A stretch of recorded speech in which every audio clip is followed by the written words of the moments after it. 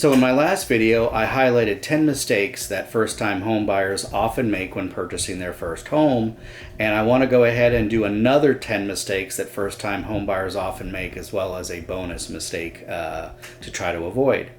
So mistake number 11 is not giving a chance to a home that may seem less than ideal at first glance. If you're on a budget, you really need to think about what are the absolute must-haves versus what would be nice to have, and really focus on the must-haves. Also, it could be that the realtor didn't do a real good job marketing the home. Maybe there's really bad pictures. It may be worth a look at that home because it may be a diamond in the rough. And if it's marketed poorly or the pictures are poorly done, you may have less competition for the home, so you may actually be able to get it for a bargain price instead of paying max dollar for the home that is well marketed and has beautiful pictures. So it can be worth looking at some homes where the pictures really don't do the home justice, but you're not going to know that unless you go and check out that home in person. The 12th mistake that first-time home buyers make, especially they made this in the pandemic, is skipping the home inspection. Even if you're not going to ask for any repairs because you want to make your offer more competitive, and again, right now in our market, you don't need to do that. You can absolutely do the home inspection and not have that affect your offer. But if you do want to strengthen your offer by avoiding the home inspection, don't skip the inspection. At least get the information from the inspector so you know what kinds of things you're looking at. That's really important to do. So don't skip the home inspection. The 13th mistake that first-time home buyers often make is only paying attention to the home. A lot of aspects of the home are changeable. You can change countertops, you can change flooring, you can change paint colors. You can even change the floor plan a little bit if you were willing to put some money into it. The one thing you really can't change is the location and the neighborhood. So really pay attention to doing your research and due diligence on crime rates, school zones, what does the neighborhood look like. All of that can be really important information. And I always recommend to my buyers to drive through the neighborhood several times during a week. So during the day, during a weekday, during the weekend, and sometime evening and late at night. Just so you get an idea and a feel for what the neighborhood looks like. Sorry, my dog is a little bothered by some workers outside. The 14th mistake that a lot of home buyers make is not interviewing and hiring a buyer's agent. They want to just call the listing agent. It's really important to keep in mind that the listing agent looks out for the best interest of the seller. They are not looking out for your best interest. So real important to contact a buyer's agent and have someone looking out for your best interests.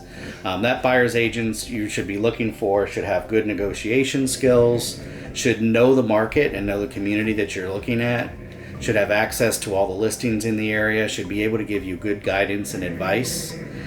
Knows about the paperwork and legalities of purchasing a home. They act as your advocate and support system, and you're going to need it because there's some stress in buying a home, and they can save you a ton of time. So make sure you're working with a good buyer's agent. So the 15th mistake that a lot of first-time home buyers make is failing to clarify what role real estate agents play in the transaction. So knowing the difference between a seller's agent and a buyer's agent, we just talked about that a little bit. And if you are using the seller's agent, then they're probably going to be engaging in what's called dual agency. Ideally, they'll represent both of you and talk and really represent the transaction and disclose that. But it's really important that they started out with the seller. And so they are probably going to have a leaning towards the seller. And representing the seller's best interest and getting the seller the best price and best terms, which means you as the buyer are not going to get the best price and best terms. So really important for you to get a good selling agent or buyer's agent that can help you really navigate the transaction and look out for your interests. A good buyer's agent is going to point out any flaws to the property, give you guidance and run a market analysis of the home to determine what is a good and fair offer. They'll counsel you about any repairs that you should ask for based on the home inspection. And they would do stuff that it runs in conflict with the seller because they're actually representing your interests. The 16th mistake that a lot of first-time home buyers make is paying too much attention to surface-level features. And I alluded to this earlier about maybe the home that you're going into in the pictures, it's well staged, it's got shiny new countertops, but really what you want to look at in the home is the bones of the home. The structural issues, the foundation, the roof, the electrical, the plumbing, the HVAC, because those are the things that are going to cost you the most money, and when they go, you have to fix them. They're not optional. If your countertops are outdated or your floor is outdated, you can repair those when you want to and when you have the funds to do so. A hole in your roof isn't going to wait, especially here in Florida during hurricane season. So pay attention to the structural issues more than the surface level. The 17th mistake a lot of home buyers make is not putting the right contingencies in the offer. Again, as a first-time home buyer, you probably don't have a lot of extra funds for your home. So go ahead and put the inspection contingency in so you make sure the home actually is in good condition and you know what kinds of repairs you might be looking at. Make sure you put an appraisal contingency because you're probably not going to want to have to put extra cash to the deal. You want to make sure the home appraises. And so make sure that you are talking with your agent about what contingencies you need and are appropriate in your given situation. The 18th mistake that a lot of first-time home buyers make is failing to take responsibility for the purchase. Home ownership is a responsibility, and with that comes some costs and some things that you need to do, like upkeep and maintenance. And unfortunately, things do break in a home. Even a brand new home can have things go wrong that you need to repair, and that's going to cost money. You can't come back and always blame the realtors or the seller because something went wrong. That is the cost of owning a home.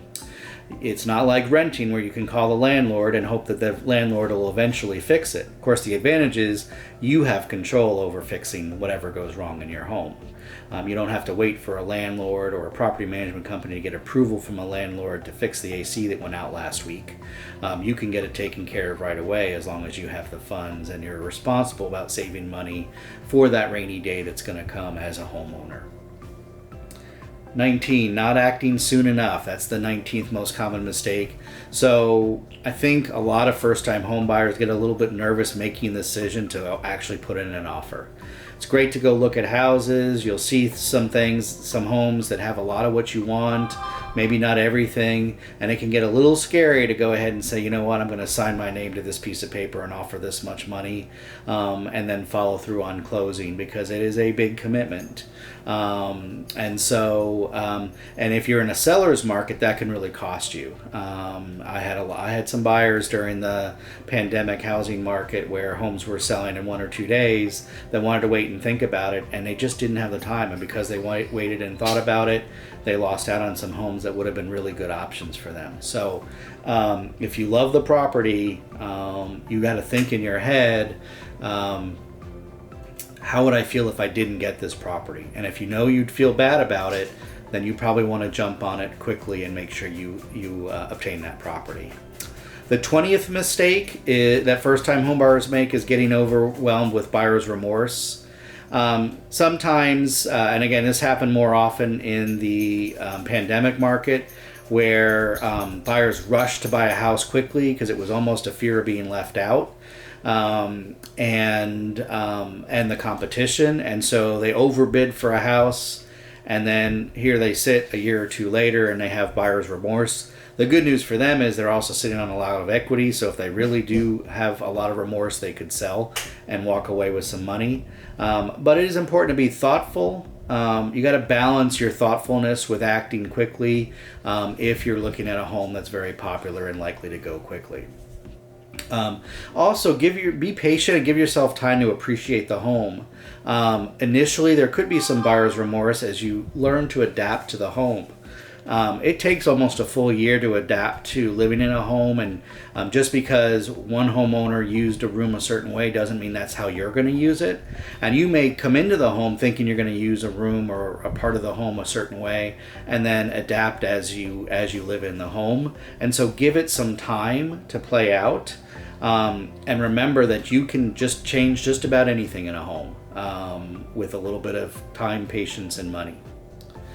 And so that's your 20 mistakes that first-time home buyers make. And I did say I was going to give you a bonus mistake that a lot of first-time home buyers make. I'm actually going to give you two. One is not considering moving expenses. Somehow you have to get all that stuff from your home that you're renting into that home that you're purchasing. And whether that's renting a U-Haul and doing all the manual labor yourself, or whether it's hiring a moving company, there are expenses involved and there's time involved. And so make sure you consider that as part of your home purchase. And then the 22nd mistake, and this is again another bonus, is making financial mistakes before closing. You will, as you start this process, your lender and your realtor will tell you things you should not do when you're trying to purchase a home, like change jobs, like get fired, not that you have control over that, like put a bunch of furniture on credit, buy appliances on credit, buy a car. Don't make any of those mistakes because it could cost you the home. Anyway, I hope you found all of these tips helpful as a first-time home buyer. If I can help you navigate the home buying process, please reach out to me, and I apologize for my dog. I don't know what's got him so upset today. Have a great day.